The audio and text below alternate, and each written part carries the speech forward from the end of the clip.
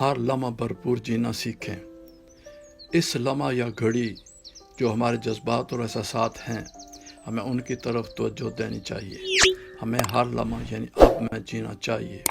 یہ ایک ایسا فلسفہ ہے جو ہماری زندگی کے معیار کو بہت بلند کرتا ہے۔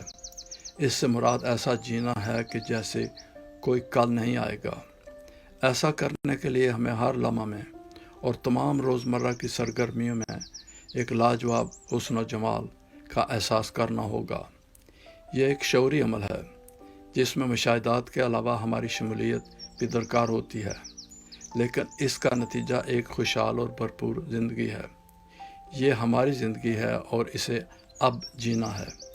اگر ہم اپنی توجہ اس پر مرکوز کریں جو اس لمحے کے اندر ہو رہا ہے اور جو یقینی بھی ہے، تو ہم چیزوں کے روح پذیر ہوتے ہی ان سے نمٹ لیتے ہیں۔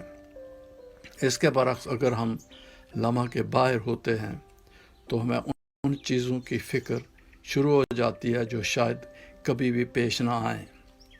یہ لمحہ بہت ہی اہم ہے کیونکہ یہی لمحہ ہے جہاں ہمارا سارا جذبہ ہے اور جہاں ہماری ساری قوت ہے۔